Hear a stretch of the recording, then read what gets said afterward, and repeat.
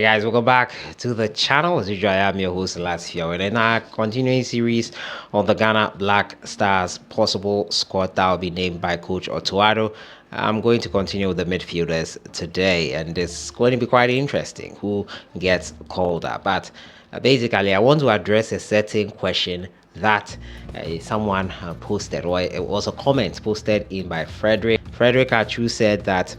Let me look for it here. I pinned it here, and I think, why do you criticize the coach when you keep on choosing the same guys who failed the team? It's a great question. Why do we keep on choosing the same guys that didn't do well with the team and then blame the coach for it? The truth is that the problem is not necessarily the players. Yes, the players are part of the problem, but they are not just the problem. If you watch what the squad I called in, that was for the defenders.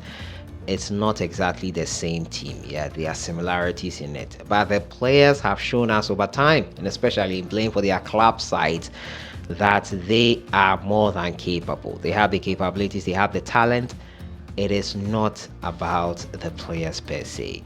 Yes, they have their part to play, but 100%, I think it's about the coach and his tactics to fit the players and help them perform as they should. I think Carlo Ancelotti said it perfectly that he suits or he adapts his style of play to suit the players he has and their strength and their abilities. If you don't do that and players have to play in a certain way they are not used to, you would not be getting probably the results you want from them. And that goes to the coach and the coaching staff. Use the players to the best of their strengths and not to the tactics you want. If your tactics, the players don't fit in, get players who fit in. And it's a national team. It's not easy to get players who fit a certain tactics that you want. So you have to work with what you have basically.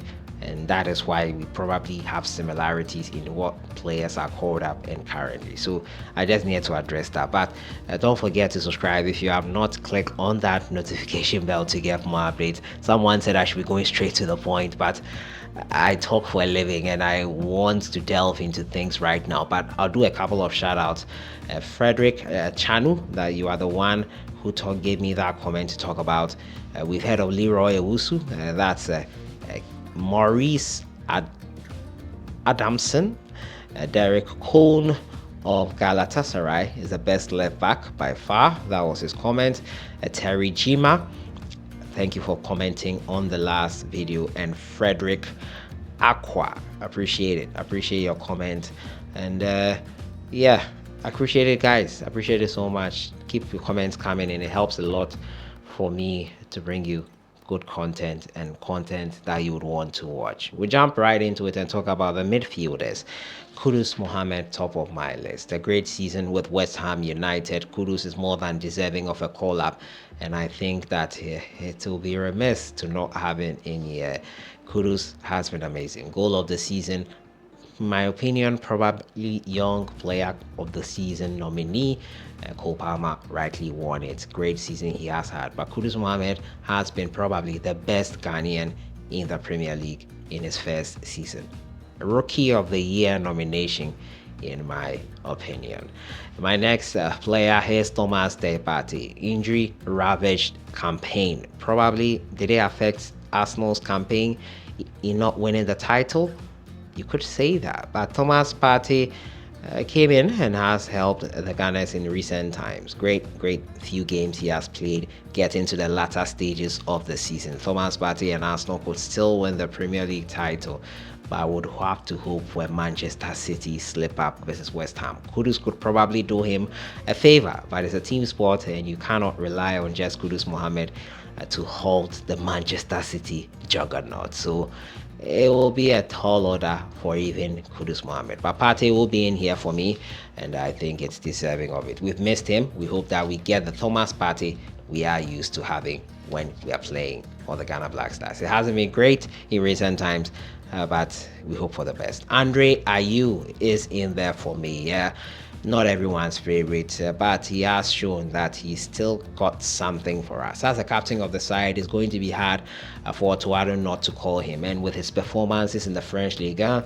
or nominated for the goal of the season. You can rate the French league as a low league, but he is where he is and he's performing. You cannot deny that. So Andrea, you would make the squad for me. Abdul Fattah Isahaku, a great season by all standards with Leicester City. He got the Young Player of the Year award and has helped Leicester City back into the Premier League. Hopefully, he does do well with Ghana as well. Baba Idrisu this season has been a bit part player, but still an experienced guy in the Ghana midfield. Baba Idrisu has not been my favorite player in recent times. I have had issues with him, but his wealth of experience in the Ghana team could be enough for us to get him into the rhythm for a game like the one versus Mali. Ernest Noama, great first season with Olympic Lyon. I've enjoyed watching him in the French Liga. I think he deserves to be in there. Elisha Owusu is one of the players I would also call up. Helped his side AJ Auxerre into the French Ligue along with Gideon Mensah. Elisha has had a great season despite having some injury concerns whilst with the Black Stars and with his club side that kept him out for a while. Elisha could be back in the national team. Osman Ibrahim also on his way to Brighton and Hove Albion from FC Northland. A Right to Dream Academy graduate once again making the mark on the continent. It's exciting to watch him play, and he has been in and among the goals this season. I expect him to get his second ever Black Stars call up, as he did that one in the international friendlies versus Nigeria and Uganda. Forcing Hamankwa in central midfield has been great for his club side.